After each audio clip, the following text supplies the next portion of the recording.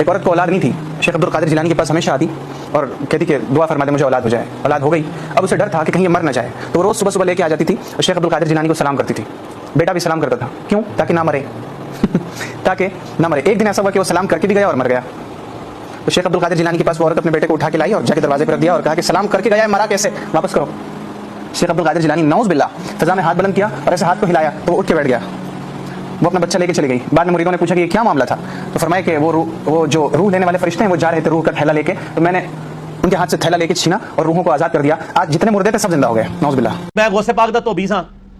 ایک وہ بھی سنا ہے نا، فرشتے آئے تو انہوں نے پہلا سوال کیا مر ربو کا، تو انہوں نے کہا میں شیخ عبد القادر جیلانی کا دھوبی ہوں. اور یہ واقعہ اشرف تھانوی نے بھی نقل کیا ہوا ہے، صرف بریلوی نہیں بیان کرتے.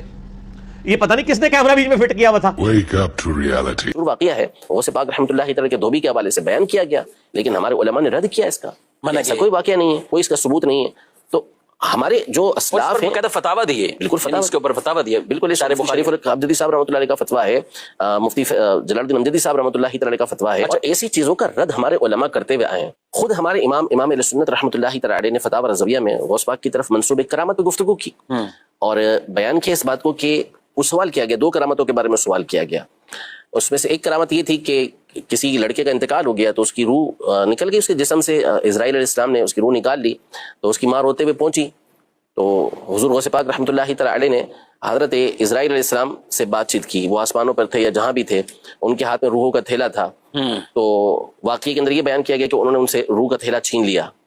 تو اس میں جتنے بھی روحیں تھیں وہ جسموں کی طرف لوٹ گئیں. تو اعلیٰ امام علیہ سنت نے اس کا شدید انکار کیا، بولے یہ توہین ہے حضرت اسرائیل علیہ السلام کی، اور حضرت اسرائیل علیہ السلام نے ملک الموت جو ہیں یہ بالاتفاق غوث پاک رحمۃ اللہ تعالی سے افضل ہے. تو کسی فرشتے کی توہین یہ تو ویسے ہی ناجائز و حرام کفر ہے.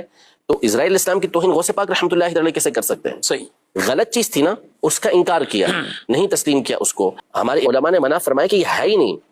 دوسرا یہ کہ اگر کوئی واقعہ ایسا ہے کہ جو خلاف شرع نہیں ہے لیکن اس کا کچھ ثبوت ہی نہیں ہے، نہ لوگوں کے اندر وہ معروف ہے، تو ہمارے علماء نے فرمایا کہ نہ کسی مستند کتاب کے اندر موجود، نہ ہی یہ زبان زد عام ہے. ایک ہوتا ہے کہ لوگوں میں مشہور ہے اور خلاف شرع اس کے اندر کوئی بات نہیں، تو اس کو تسلیم کر لیا جاتا ہے کہ ٹھیک ہے، اس سے کوئی حکم شرع تو ثابت نہیں ہو رہا نا، آپ کے اوپر کوئی چیز تو لازم نہیں قرار دی جا رہی، آپ کا کوئی عقیدہ تو اس سے نہیں ثابت کیا جا رہا.